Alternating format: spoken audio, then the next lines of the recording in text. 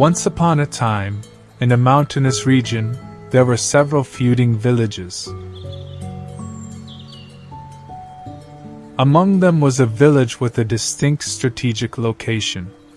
It overlooked the sea from one side and was close to a major trade route from the other side. However, these villages engaged in constant conflicts and fought against each other. The cause of the conflict between the villages was the control over this particular village. It held significant economic importance, and whoever owned it would become one of the wealthiest individuals. This village served as a crucial link between the mountainous region and the commercial areas, facilitating trade and commerce across the sea. The village was ruled by a man who possessed vast amounts of properties, lands, farms, and houses.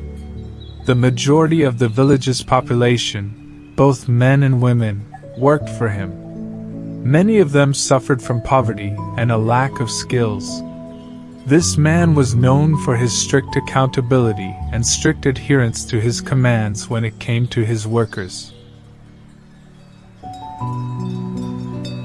Once, the man became infatuated with a beautiful lady who worked for him in one of the fields. He proposed to her for marriage, and she, of course, didn't dare to say that she didn't want him as she worked for him, and he had the power to dismiss her whenever he pleased. Indeed, this man married the beautiful woman, and they had a child who was incredibly beautiful. Unfortunately, this child's birth did not change his father's harsh nature or his difficult way of interacting with people. The mother worked on one side while taking care of her son on the other side, and the father continued to be extremely harsh towards both of them, especially in their work. Indeed, this man did not acknowledge his fatherhood to this child and treated him with cruelty. He made the boy engage in the least important tasks that were physically and mentally draining. The boy would venture out to learn the art of poetry, sword fighting, horsemanship, and the thrill of challenging the free-spirited individuals in their freedom. When battles erupted between the mountain villages, the boy was among the first defenders of his own village, even though no one asked him to do so. After the battles ended and the spoils were divided, the boy would abstain from taking any share of the profits. He chose to live modestly, declaring to himself that he was a free and noble individual who would not engage in such actions. The love of this boy for a beautiful girl in the village prompted him to seriously address the issue of his own freedom. He wondered how a free and wealthy girl like her could accept someone who treated others, including himself, like the poor and downtrodden. He requested his father to grant him his freedom, but his father refused, reminding him that his sole duty was to milk the cows. One day, a neighboring village launched a fierce attack on their village. The people couldn't help but remember the brave young man, including his father who had previously refused to acknowledge him. His father went in search of him, and found him lying on the ground between two cows. He approached him and said, "Rise, my hero, rise and defend your village." The son replied, "Did you forget that I am a simple laborer?" The son replied to his father, "Sir, I am not skilled in combat. I excel in milking and tending to the cows only." His father said to him, "Stand up, go to them, fight them, and I will grant you your freedom." On that day, it was the true boy's birthday and the beginning of his true life. Indeed, the boy rose up, fought, and emerged victorious against the neighboring villages with his determination and strength. He then married the girl and broke free from the constraints imposed on him by his father. No matter how different our stories and your stories are from the story of this boy, there will always be something common between us. Indeed, our individual experiences and the experiences of anyone who listens to this message are valuable human experiences that carry wisdom, lessons, and insights. Of course, we cannot personally go through all experiences to learn from them.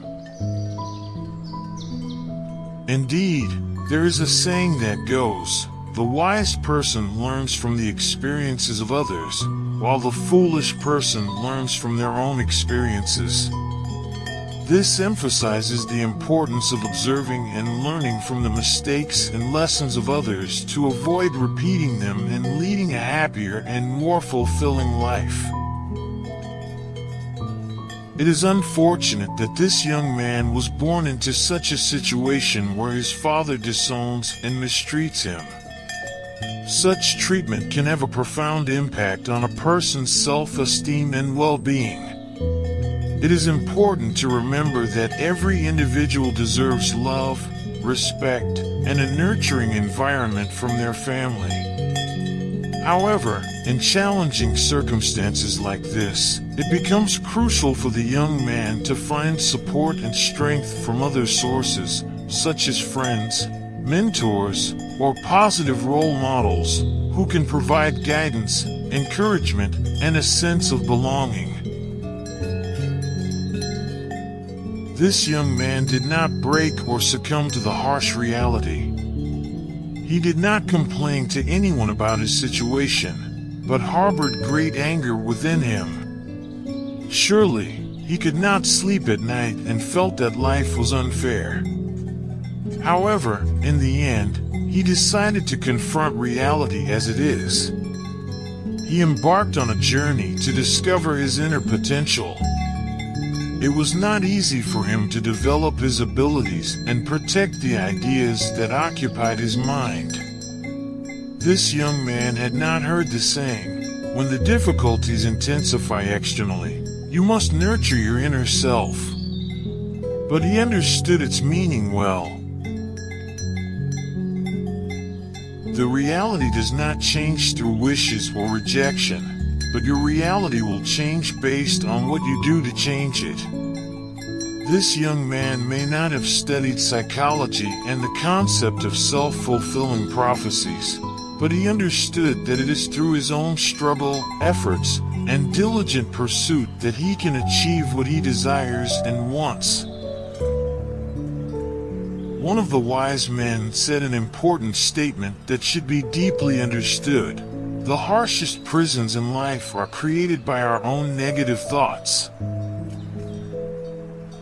Indeed, the thoughts you mentioned, such as "I am incapable," "the circumstances are against me," "the society is unjust," and "my family doesn't understand me," are the very prison bars you have set for yourself. Even if there are external factors that contribute to these challenges, our protagonist has already preceded us in facing them. The young man who broke free from his father's dominance and liberated himself, reclaiming his freedom. Knowing and accepting reality is one thing, while surrendering to it is something completely different. Yes, the circumstances are difficult. Yes, I have problems. Yes, there are people who exhaust me, be it my siblings, family, or friends. They can potentially be obstacles, but they should not become a prison in which we confine ourselves. Life is a one-way journey, and neither time nor the clock stops. You are the one who must fight against yourself. If you cannot overcome yourself and break the bars of your own prison, life will not show mercy to you. This is not just my words or someone else's words. Reflect on it in your mind. Life experiences are the ones that speak this truth. This has been the state of the world since ancient times. Either you accept it or you confine yourself in your own prison of thoughts. Indeed, it is essential to remember this saying. The bird that spent its life in a cage believes that flying is a crime. So, my dear friends, what have you derived from this story?